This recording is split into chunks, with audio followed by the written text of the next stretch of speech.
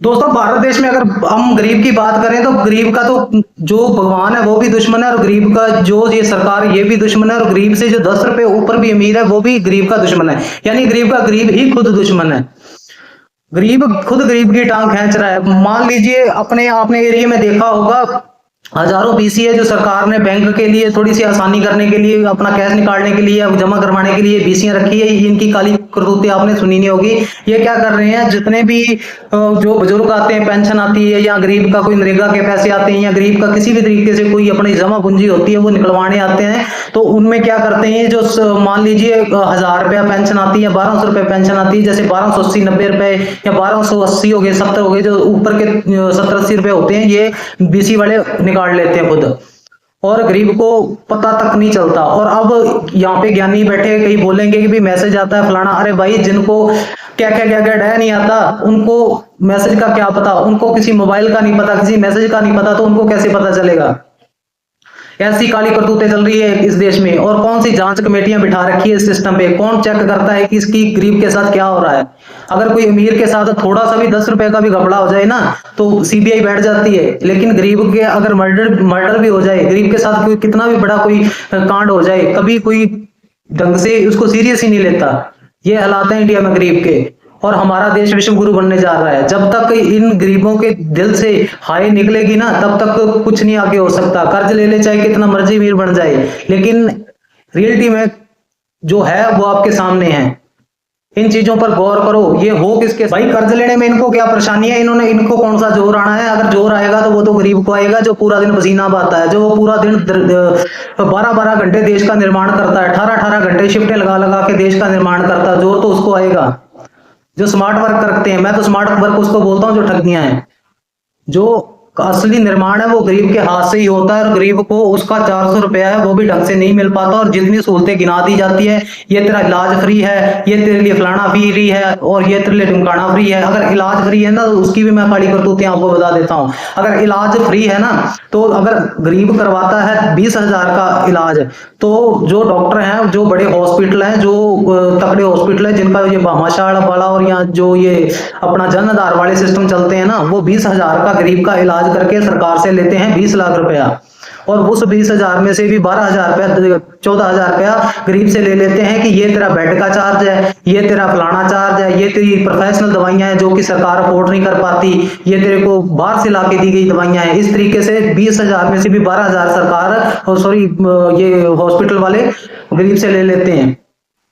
ये गरीब को भी निचोड़ देते हैं और सरकार से भी अपनी जेबें भर लेते हैं। ऐसे सिस्टम चल रहे हैं। कौन सी जांच कमेटियां बिठा रखी है, कौन चेक करता है, कौन किसने कितने का इलाज करवाया, किसके साथ क्या हुआ, किसी ने कभी देखा है? कोई गौर ही नहीं करता। भाई, किसी को क्या लेना देना इसमें, किसने उनका घर भर रहे हैं, उनको क्या लेना देना।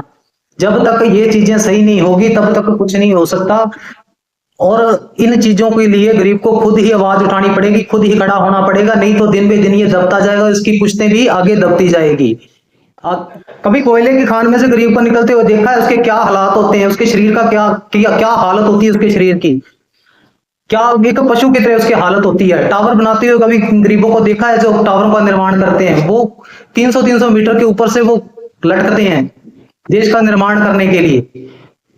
कभी देखा है? अपनी जान तली पे रखकर वो अपने बच्चों का सिर्फ पेट पालने के लिए वो अपनी जान तली पर रखते हैं। कभी नालियां साफ करते हुए किसी गरीब को देखा है? घर थोड़ी सी बरसात आ जाती है, घर में थोड़ा सा कीचड़ हो जाए या कहीं गली में कीचड़ हो जाए ना, तो हम नाक पे कपड़ा रख के चलते हैं। लेकिन वो नालियों के अंदर घुस के इस देश की सफाई करते हैं, देश के लिए काम करते हैं, लेकिन उनके लिए कुछ नहीं। फसल काटते हुए कभी गरीब को देखा है? सुबह से लेकर शाम तक वो पूरा दिन खेत में फसल काटते हैं, पसीना यहाँ से लेकर पिछवाड़े तक जाता है, और पिछवाड़े में जाके जलन और करता है। लेकिन उस गरीब को उसके उस जलन के भी पैसे नहीं मिलते। 400 रुपया दिहाड़ी देते हैं सिर्फ। 400 रुपए दिहाड़ी में क्या होता है? ये जो बड़े मगरमच्छ है, ये जो अमीर लोग हैं, जो एक एक होटल में बैठते हैं ना, तो 10-10 हजार रुपया टिप दे देते हैं। मान लेते हैं चल टिप जाती वो किसी गरीब को ही होगी, लेकिन इनके लिए तो उन पैसों का कोई मतलब नहीं है। पैसों की कोई अहमियत नहीं है, लेकिन उस गरीब के लिए एक एक रुपए की अहमियत है। जो गरीब को आप सहूलत देते हो ना, इससे बढ़िया है तो आप इनको कोई अच्छा प्रशिक्षण दे दो जिससे वो अपनी जिंदगी संवार सके। ये जो आप कोई थोड़ी थोड़ी सहूलत देके, आधों को मिलती है आधों को नहीं मिलती, आज तेरे ये हो गया, आज तेरे इन कागजों में दिक्कत है, आज तेरे केवाईसी में दिक्कत है, आज फलाना आज ढिमकाना, इन चक्करों में बेचारे अपना जो 400 रुपए दिहाड़ी होती है वो मार के वो 150 रुपए की चीज लेने जाते हैं, और वो भी उनको मिलती है 50 जनों के पीछे लाइन में लग के। ऐसे हालात, जितने भी लोग हिस्से ठेके पर जमीनें लेके काश्तकारी करते हैं, जितने भी जैसे 5वें हिस्से पे या चौथे हिस्से पे काम करते हैं, इनके बारे में भी ना तो सरकार सोचती है और ना ही ये जमींदार सोचते हैं।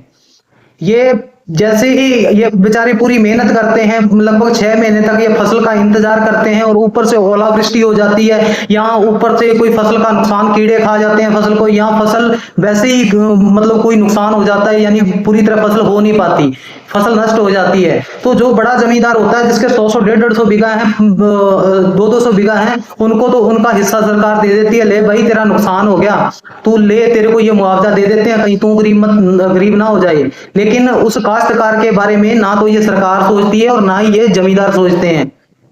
और यही जमींदार हैं जो ये अपने 100-100 बीघा 50-50 बीघा जमीन वाले, ये सरकार से लगभग कोई मान के चलिए 50-50 लाख लोन लेके ये घर में इन्होंने अपने घर खड़े कर लिए, बिल्डिंगें खड़ी कर ली, और सरकार इनके लोन माफ कर रही है। लेकिन उस काश्तकार का क्या, जिसको ना तो फसल का मुआवजा मिला और ना ही उसका ये लोन माफ, उसका लोन कौन माफ करेगा? उसके तो बेचारे के नरेगा के पैसे हैं, वो भी आज अगर उसने हफ्ता लगाया तो वो 3 महीने रुक के आएंगे। उसकी तो 5 किलो ये गेहूं है ना, ये भी उसको 50 आदमियों के पीछे लाइन में लग के फिर लेनी पड़ेगी। ये हालात हैं अपने, और ये देश के हालात नहीं, ये हालात हमने खुद खड़े किए हैं, क्योंकि हम ना तो आवाज उठाते हैं और ना ही हम सही और गलत की परख करनी जानते हैं। जब तक हमें सही और गलत की परख करनी नहीं आएगी तब तक हमारे साथ ऐसा ही होगा, और तब तक हमारा ऐसे ही फायदा उठाया जाएगा।